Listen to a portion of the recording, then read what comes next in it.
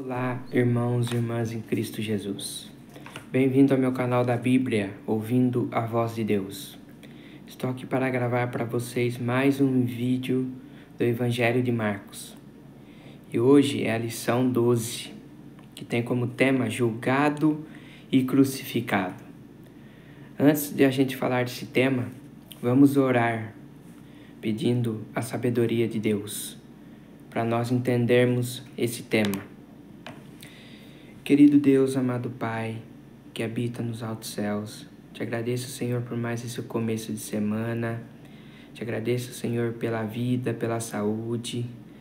Pai querido, abençoe, Pai, todas as pessoas. Cuide delas, Senhor. Eu não sei o que elas estão passando, se é saúde, se é financeiro. Eu não sei, Pai, mas cuide delas, Pai. Algumas pessoas que perderam algum ente querido, o Senhor conforte o coração, Pai. Pai, te agradecemos por tudo que o Senhor faz por nós, pelo teu cuidado que o Senhor tem por nós, Pai. Te agradecemos muito. Ó Pai querido, perdoe todos os nossos pecados, que o Senhor conhece o nosso coração. Ó Pai querido, é isso que eu lhe peço. E agradeço em nome de Jesus. Amém. Então, meus irmãos e irmãs em Cristo, é a lição 12. Julgado e crucificado. Nós estamos chegando ao final do Evangelho de Marcos. É a lição 12, depois a lição 13 e encerra o Evangelho de Marcos. Depois, nós entraremos no Evangelho de João. É o próximo estudo da lição da Escola Sabatina. Queridos, vamos entender essa lição 12.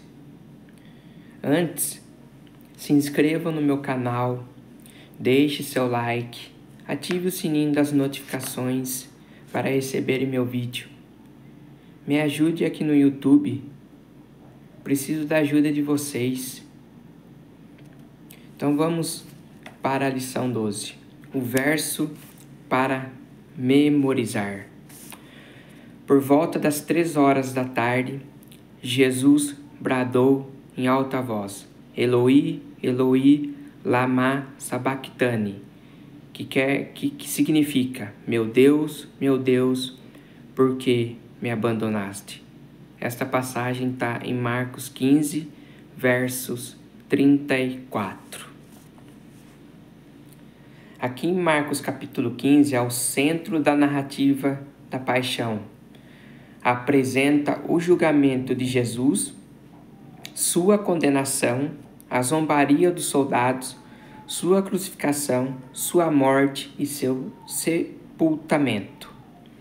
Os acontecimentos desses capítulos são apresentados com detalhes nítidos e cristalinos, provavelmente porque o autor deixou os fatos falarem por si mesmos. Ao longo desse capítulo, a ironia desempenha um papel importante, por isso é bastante útil ter uma definição clara do que é ironia. A ironia geralmente contém três componentes. Primeiro, 2 níveis de significado. Segundo, os 2 níveis estão em conflito ou contrastam entre si. Terceiro, alguém não vê a ironia, não percebe o que está acontecendo e não sabe que sofrerá as consequências. No estudo desta semana, desde a pergunta de Pilatos, você é o rei dos judeus? Passando pelos soldados zombadores, a inscrição acima da cruz e a zombaria dos líderes religiosos, que diziam: salvou os outros, a si mesmo não pode salvar. Até o surgimento inesperado de José de Arimateia. O capítulo 15 de Marcos está repleto de dolorosas ironias que, no entanto, revelam verdades poderosas sobre a morte de Jesus e o que ela significa. Nós vamos aprender tudo isso hoje. na lição 12. O que Jesus sofreu, como foi a sua crucificação. Nós vamos aprender tudo isso hoje. A pergunta que Pilatos fez para Jesus: você é o rei dos judeus? E como Jesus respondeu a essa pergunta que Pilatos fez. Está muito interessante hoje essa lição 12. Aqui nós vamos ver tudo isso hoje. O amor de Jesus que Ele tem por nós. Então vamos aqui na lição de domingo. Você é o rei dos judeus? Pergunta número 1. Quais tipos de situações irônicas ocorrem nessa passagem em Marcos capítulo 15, verso do 1 ao 15? Vamos entender. Pôncio Pilatos foi governador da Judéia de 26 a 36 depois de Cristo. Ele não era bondoso e várias de suas ações provocaram sofrimento aos habitantes da nação. O julgamento de Jesus, conduzido pelos líderes judeus, resultou em uma sentença de morte por blasfêmia. Mas, sob o domínio romano, os judeus não podiam executar pessoas, na maioria dos casos. Por isso, levaram Jesus a Pilatos para que fosse condenado. Então, os líderes judeus levaram Jesus porque os líderes judeus não podiam executar pessoas, porque estava sobre o domínio romano. Então, por isso, eles levaram Jesus lá para Pôncio Pilatos para que ele fosse condenado. O texto bíblico não menciona qual foi a acusação feita contra Jesus diante de Pilatos, mas é possível averiguá-la com base na pergunta que Pilatos lhe fez: você é o rei dos judeus? No Antigo Testamento, o povo de Israel ungia seus reis. Portanto, não é difícil concluir que o termo Messias, ungido, possa ter sido distorcido para sugerir que Jesus reivindicava a homenagem como rei e, portanto, estava em competição com o imperador. Assim, a acusação apresentada ao Sinédrio era de blasfêmia, enquanto a acusação apresentada ao governador era de conspiração que levaria à morte. A ironia é que Jesus era o rei dos judeus e o Messias. As acusações de conspiração e blasfêmia foram equivocadas. Ele deveria ter recebido homenagem e adoração. Porém, Jesus ainda agia como rei. Sua resposta a Pilatos: o Senhor está dizendo, foi evasiva. Ele não negou o título nem o afirmou. Isso poderia sugerir que ele fosse um rei, mas de um tipo diferente. O que nós podemos entender disso?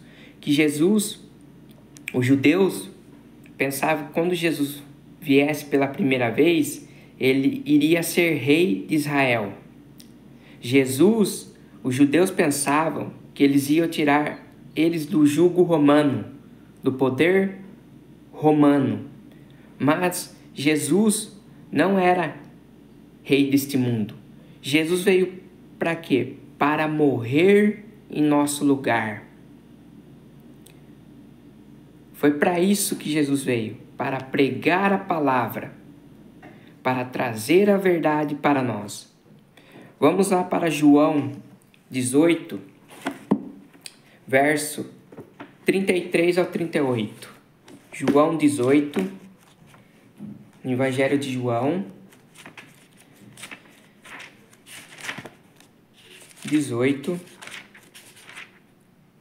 dos versos 33 ao 38. Olha o que Cristo disse. Pilatos entrou novamente no pretório, chamou Jesus e lhe perguntou: você é o rei dos judeus? Jesus respondeu: esta pergunta vem do Senhor mesmo, ou foram outros que lhe falaram a meu respeito? Pilatos respondeu: por acaso sou judeu? a sua própria gente e os principais sacerdotes é o que entregaram a mim. Que foi que você fez? Jesus respondeu: o meu reino não é deste mundo. Se o meu reino fosse deste mundo, os meus ministros se empenhariam por mim, para que eu não fosse entregue aos judeus. Mas agora o meu reino não é daqui. Pilatos perguntou: então você é rei? Jesus respondeu: o Senhor está dizendo que sou rei. Eu para isso nasci e para isso vim ao mundo, a fim de dar testemunho da verdade. Todo aquele que é da verdade ouve a minha voz. Pilatos perguntou: que é a verdade? Então, Jesus, ele veio para quê? Para trazer a verdade, para pregar a verdade, mostrar a sua compaixão. Foi para isso que Jesus veio, para pregar a palavra de Deus, para pregar a verdade. Se o reino de Jesus fosse deste mundo, ele falaria assim, ele rogaria a seus ministros para proteger. E Jesus não rogou a ninguém para que protegesse, porque Jesus estava cumprindo as Escrituras. Ele ia morrer em nosso lugar. Em Marcos 15:6, menciona o costume de libertar um prisioneiro na Páscoa. Pilatos perguntou se a multidão queria que ele libertasse o rei dos judeus. Embora, por ter dito isso de forma irônica, a ironia estava atuando contra ele. Em Marcos 15:9 e 10, é um exemplo de percepção e, ao mesmo tempo, de ausência de percepção. Pilatos percebeu que os líderes haviam entregado Jesus por inveja, mas não percebeu que, ao questionar a multidão, estava fazendo o jogo dos líderes. Eles agitaram a multidão e gritaram para que Jesus fosse crucificado. Pilatos recuou. A crucificação era uma forma terrível de morte, especialmente para alguém considerado inocente. É dolorosamente irônico que um governador pagão quisesse libertar o Messias, enquanto os líderes religiosos desejassem que ele fosse crucificado. Quem entregou Jesus para ser crucificado? Os líderes judeus. Aquela multidão toda que viu os milagres de Jesus, presenciou tudo o que Jesus fez, a pregação de Jesus, aquela própria multidão estava, através dos líderes, estava gritando: crucifica-o, crucifica-o. E Pilatos atendeu a multidão, os líderes religiosos, e entregou Jesus para ser crucificado. Olha, Jesus era inocente. Jesus não era um ladrão, um bandido. O prisioneiro que foi solto, que era um ladrão, que matou pessoas, foi Barrabás. A multidão gritou para que Barrabás fosse solto, e Pilatos atendeu. E Jesus foi condenado. Olha o que Jesus estava passando naquele momento. Mas ele estava fazendo tudo isso para nós. Ele se entregou para nós. Jesus. Então nós vamos aqui para a parte de segunda-feira. Salve, Rei dos Judeus. Pergunta número 2. O que os soldados fizeram a Jesus? Isso é relevante? Em Marcos, capítulo 15, versos do 15 ao 20. Olha o que os soldados fizeram com Jesus. Os romanos pancavam os prisioneiros, a fim de prepará-los para a execução. A vítima era despida, amarrada a um poste, depois açoitada com chicotes de couro, aos quais eram amarrados pedaços de ossos, vidros, pedras e pregos. Depois que Jesus foi chicoteado, os soldados continuaram sua humilhação, vestindo com um manto de cor púrpura, pondo uma coroa de espinho em sua cabeça e zombando dele como rei dos judeus.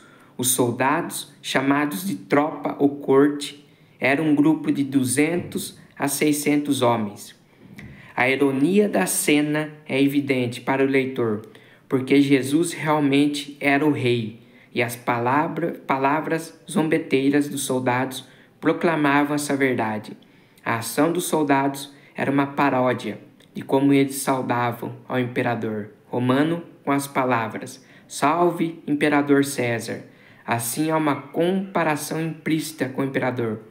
Os soldados zombaram de Jesus, batendo em sua cabeça com um caniço, cuspindo nele e pondo-se de joelhos em falsa homenagem. Essas três ações são expressas no original grego, com tempo verbal imperfeito. Nesse cenário, esse tempo expressa a ideia de ação repetitiva, ou seja, eles continuavam a espancá-lo, a cuspir nele e a ajoelhar-se em falsa homenagem. Jesus suportou tudo isso em silêncio. Vocês viram o que os soldados estavam fazendo com Jesus? Zombavam dele, espancavam ele, cuspiam em Jesus. E Jesus suportou isso como tudo em silêncio. Jesus não falou nada. Olha o que Jesus fez por nós. Ele passou tudo isso por mim e por você. Olha o amor de Jesus. Um cordeiro sendo levado ao matadouro. Suportou tudo isso em silêncio. No padrão típico da execução romana por crucificação, era exigido que o condenado carregasse a cruz despido até o local da execução. O objetivo, mais uma vez, era humilhar e envergonhar completamente a pessoa diante da comunidade. Os judeus, no entanto, abominavam a nudez pública. Em Marcos 15:20, observa que os soldados removeram o manto púrpura e colocaram as próprias roupas de Jesus em volta dele. Assim, aparentemente, essa foi uma concessão que os romanos fizeram aos judeus naquele momento e local. Pense em toda a ironia.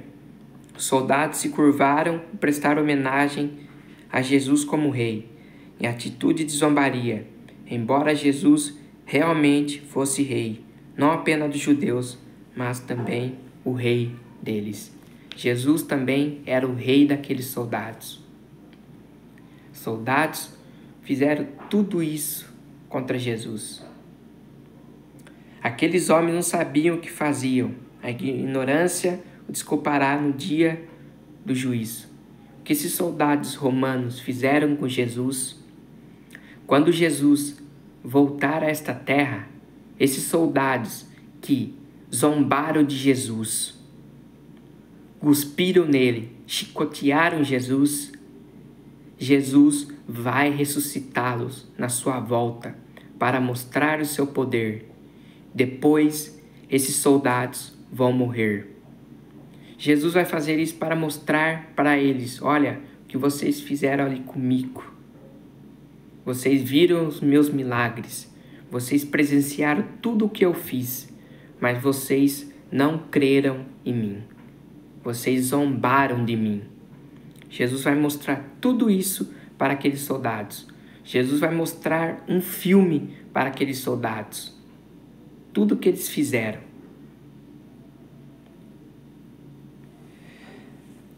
Mas nós vemos aqui que Jesus passou por nós. Jesus estava fazendo tudo isso por amor a nós. E esse amor que Jesus tem por nós tem que ser espalhado para as outras pessoas. Tem que ser falado. Porque Jesus, Ele ama todo mundo. Mas Jesus quer que você o aceite de todo o seu coração. Se entregue a Ele. É isso que Jesus quer. A entrega. Agora nós vamos aqui para a parte de terça-feira. Crucificação. Pergunta número 3. Que ironia terrível e dolorosa ocorre nessa passagem? em Marcos 15, do 21 a 38. Aqui, Jesus foi uma vítima silenciosa, controlada por pessoas decididas a matá-lo. Até sua prisão, Jesus realizou muitas ações, mas agora ele era o alvo da ação. Embora fosse um robusto pregador, acostumado a caminhar durante horas, o espancamento, a fome e o sono enfraqueceram. Um desconhecido teve que carregar a sua cruz. Na cruz, as vestes de Jesus foram removidas e se tornaram propriedade dos soldados, que tiraram a sorte para ver quem ficaria com elas. A crucificação não envolvia excessivo derramamento de sangue. Os pregos usados para prender uma pessoa à cruz provavelmente eram cravados nos pulsos, abaixo das palmas das mãos, onde não correm grandes vasos sanguíneos. Em hebraico e em grego, a palavra traduzida como mão pode se referir tanto à mão quanto ao antebraço. A palma da mão não possui as estruturas necessárias para suportar o peso do corpo na crucificação. O nervo mediano passa pelo centro do antebraço e seria esmagado pelos pregos, causando uma dor terrível no braço. Era difícil respirar. Os crucificados tinham que empurrar os pés pregados e flexionar os braços, que causava dor agonizante. A asfixia por exaustão era uma das possíveis causas da morte. Jesus foi zombado, humilhado na crucificação. Marcos destaca o tema do segredo e da revelação. Jesus pedia silêncio a respeito de quem ele era. Não ocorre com frequência na narrativa. Isso muda na cruz. Jesus não podia mais se manter escondido. Ironicamente, foram os líderes religiosos que usaram esses títulos para zombar de Jesus. Aqueles homens estavam condenando a si próprios. Em Marcos 15:31, os líderes disseram: salvou os outros, a si mesmo não pôde salvar, insinuando que Jesus estivesse desamparado na cruz. Eles indicaram que ele havia ajudado outras pessoas. O verbo grego significa salvar, curar e resgatar. Ironicamente, eles estavam admitindo que Jesus era o Salvador. E mais, a razão pela qual ele não pôde ou não quis salvar-se era que, na cruz, ele salvou os outros. Jesus, eu te faço uma pergunta. Você acha que Jesus não poderia sair daquela cruz? Sim. Jesus poderia sair dali. Ele poderia sair dali e voltar para o céu, que era o seu lugar. Mas ele não quis fazer isso. Ele morreu em nosso lugar para nos salvar. Depois eu quero compartilhar com vocês 2 versos da Bíblia que vão abrir as suas mentes. Vocês vão entender o que Jesus fez por nós. Por que ele não quis sair daquela cruz? Ele preferiu salvar os outros e não se salvou. Depois que eu terminar o estudo, eu vou compartilhar esses versos com vocês.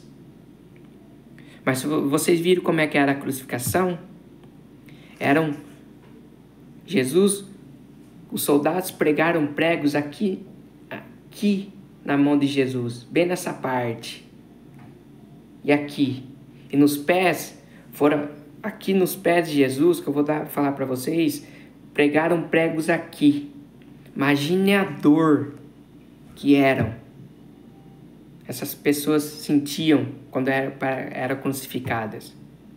Na crucificação, eram pessoas que eram levadas na crucificação, pessoas más, pessoas que roubavam, matavam. Mas Jesus era inocente. Jesus não tinha cometido crime nenhum. Jesus não era ladrão, não era bandido. Mas por que que Jesus, ele não se salvou e salvou os outros? Vocês vão entender. No finalzinho desse estudo, eu vou falar 2 versos da Bíblia para vocês. Eu vou compartilhar com vocês, para vocês entenderem, para abrir as suas mentes. Mas vamos para a lição de quarta-feira. Abandonado por Deus. Jesus foi abandonado por Deus? Não, Jesus não foi abandonado por Deus. Deus, a todo momento, estava do lado de seu filho. Deus não abandona ninguém. Não abandona ninguém. São as pessoas que abandonam Deus, que deixam Deus de lado. Aqui a pergunta número 4 diz assim: quais são as únicas palavras de Jesus na cruz que foram registradas em Marcos? O que a morte de Cristo significa para todos nós? Que está em Marcos 15, do 33 ao 41. Marcos apresenta a cruz como um lugar de profunda trevas, em termos físico e espirituais. Uma escuridão sobrenatural desceu sobre o Calvário naquela sexta-feira, desde o meio-dia até 3 horas da tarde. As palavras de Jesus na cruz são chamadas de clamor do abandono. Cristo orou clamando a Deus, perguntando por que havia sido abandonado. Ele estava citando o Salmo 22, verso 1. Outras referências ao mesmo Salmo ocorrem em Marcos 15, 29, indicando que as Escrituras estavam se cumprindo na morte de Jesus. Mesmo em meio às conspirações malignas dos homens, a vontade de Deus estava sendo cumprida. Então foi para isso que Jesus veio, para morrer na cruz. Então ali estava cumprindo a vontade de Deus. Não é que Deus abandonou Jesus. Prestem atenção, meus queridos. Deus não abandonou Jesus. Jesus estava ali para cumprir as Escrituras, para cumprir a vontade de Deus. Jesus estava fazendo a vontade de Deus. Foi para isso que Jesus veio, para morrer em nosso lugar. Jesus se fez maldito em nosso lugar. Derramou seu sangue em nosso lugar. Jesus nos libertou dos pecados, nos salvou. Foi para isso que Jesus veio, para cumprir a vontade do Pai em nosso lugar. Olha o amor de Jesus para nós. Você consegue entender esse amor? Eu não consigo entender. O amor de Deus em nossas vidas. A palavra Eloi, transliteração do aramaico Elai, foram traduzidas no original grego. Deus meu, Deus meu. Seria fácil imaginar que Jesus chamou Elias. Em aramaico é Elai. Meu Deus é Iavé. Esse foi o erro de alguns espectadores. Chama a atenção o paralelo dessa passagem com o batismo de Jesus. Esses paralelos indicam que, assim como o batismo de Jesus representa o início do seu ministério, profetizado em Daniel 9, do 24 ao 27, o que ocorreu na cruz foi a culminação, o objetivo de seu ministério, quando ele morreu como resgate por muitos. A morte de Jesus também cumpriu parte da profecia de Daniel 9, do 24 ao 27. O véu do templo rasgado aponta para o cumprimento do sistema sacrificial, quando o tipo encontrou o antítipo e começou uma nova fase da história da salvação. Porque ali quando Jesus ele morreu na cruz, o véu do templo se rasgou. Ali no véu do templo eram sacrificados animais. Acontecia que um animalzinho morria e o seu sangue era aspergido no véu do templo, que aquele sangue simbolizava o sangue de Cristo. Que lá quando Moisés ele constrói esse santuário, e quando uma pessoa pecava, tinha que pegar um cordeirinho, passar a faca no pescoço daquele cordeirinho, aquele cordeirinho morria, e o sacerdote colocava o sangue numa bacia e aspergia no véu do santuário. Aquele sangue é que perdoava aquela pessoa que cometeu o pecado. E quando Cristo morre na cruz, o sistema sacrificial é abolido. É abolido. Hoje, nós não precisamos mais matar animais. Hoje, o nosso cordeiro é Jesus. Nós temos que chegar a Jesus e confessar o nosso pecado. E Jesus, com a sua graça, ele intercede por nós e perdoa os nossos pecados. Olha que coisa maravilhosa. Hoje nós recorremos a Jesus. Agora nós vamos para a quinta-feira. Colocado para descansar. Pergunta número 5. O que significa a intervenção de José de Arimateia, especialmente quando os discípulos de Jesus haviam fugido? Está lá em Marcos 15, dos versos 42 a 47. Depois da morte de Cristo, ocorreram várias situações bastante tocantes espiritualmente e outras extremamente importantes em termos históricos. José de Arimateia aparece uma única vez em Marcos. Ele era um membro respeitado do Sinédrio e fazia parte do que pode ser chamado de elite urbana. Por ser rico e respeitado, tinha posição junto ao governador, o que explica como poderia ter se aproximado de Pilatos e pedido o corpo de Jesus. É um detalhe comovente que um membro do conselho tenha demonstrado tanto interesse no sepultamento de Jesus. Mas em meio a tudo isso, onde estavam discípulos de confiança de Jesus. Um detalhe importante é que a morte de Jesus foi verificada. Marcos 15, 43 menciona que José pediu o corpo de Jesus.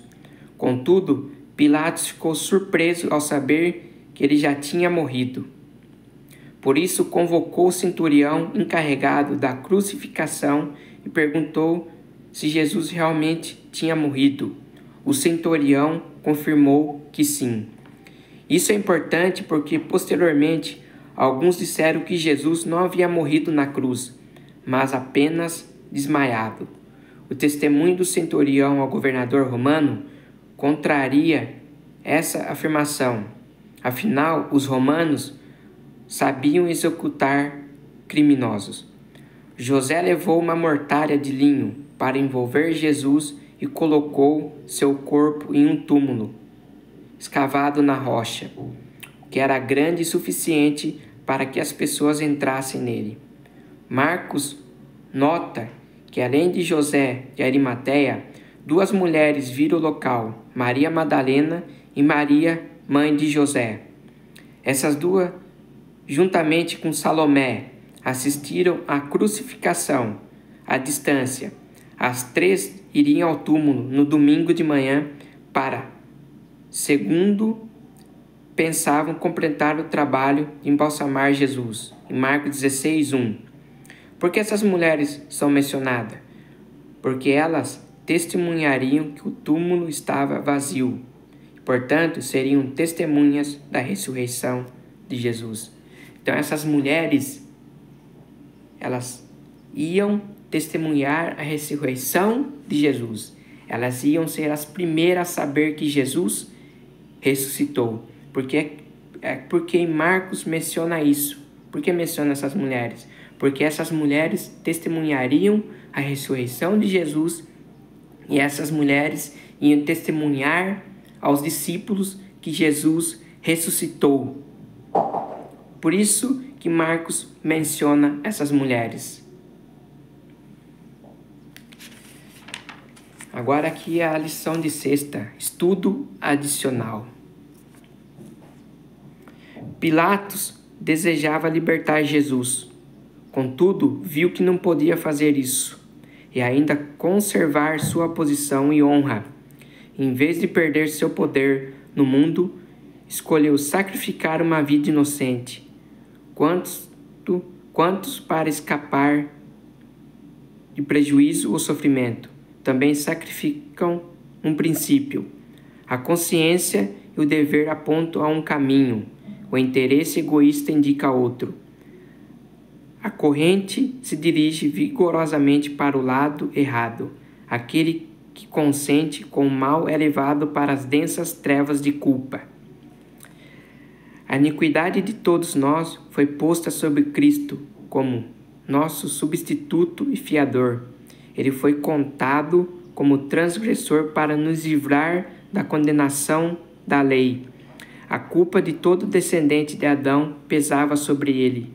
A ira de Deus contra o pecado e a terrível manifestação de seu desagrado por causa da iniquidade encheram de profunda tristeza o coração de seu filho. Não podia ver a face reconciliadora do Pai. O afastamento do rosto divino penetrou em seu coração com uma dor que nunca poderá ser bem compreendida pelo ser humano. Essa agonia era tão grande que ele mal sentia a dor física. O desejado de todas as nações, página 605. Então, Jesus, ele pegou todos os nossos pecados, estava sobre ele. Imagine a dor que Jesus estava sentindo. Jesus fez tudo isso por nós. Morreu na cruz para nos libertar da condenação da lei. Eu quero compartilhar com vocês aqui 2 versos da Bíblia. O primeiro verso que eu quero compartilhar com vocês se encontra em Lucas 19, verso 10. Lucas 19, verso 10. Você lembra que eu falei para vocês que eu ia compartilhar? Então agora aqui eu vou compartilhar com vocês. Lucas 19, verso 10. Diz assim: porque o Filho do Homem veio buscar e salvar o perdido. Por que Jesus não se salvou a si mesmo?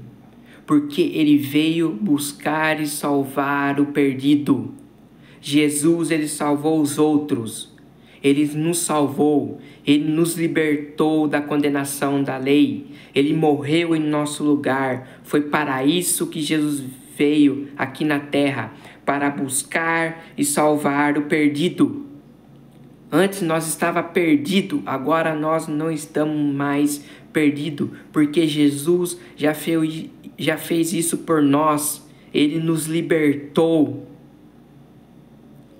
O que você tem que fazer agora, querido, é aceitar Jesus. Se entregue a Jesus de todo o seu coração. Você medite nas palavras de Jesus. Leia a sua palavra, leia a Bíblia. Você vai ver o que Jesus fez por você. Ele derramou seu sangue precioso para salvar você.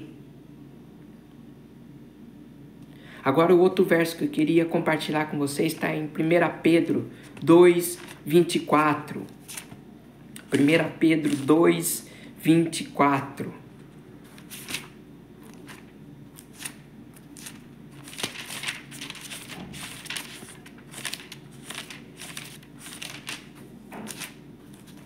Primeira Pedro 2, 24.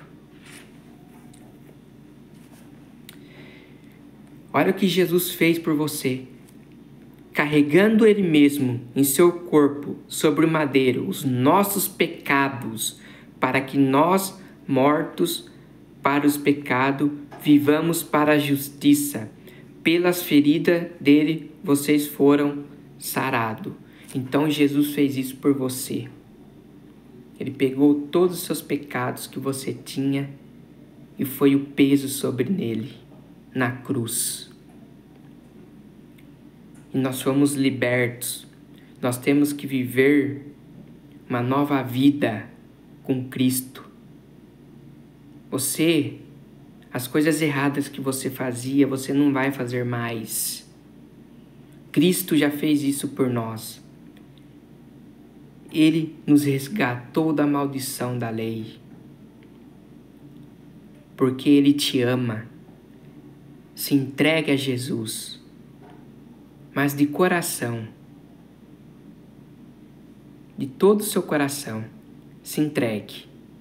Porque Jesus é o nosso Salvador. Ele derramou seu precioso sangue para nos libertar. Chegamos ao finalzinho do estudo 12. Olha quanta coisa a gente aprendeu aqui. Olha só o que Jesus fez por nós. O sofrimento que Ele passou por mim e por você.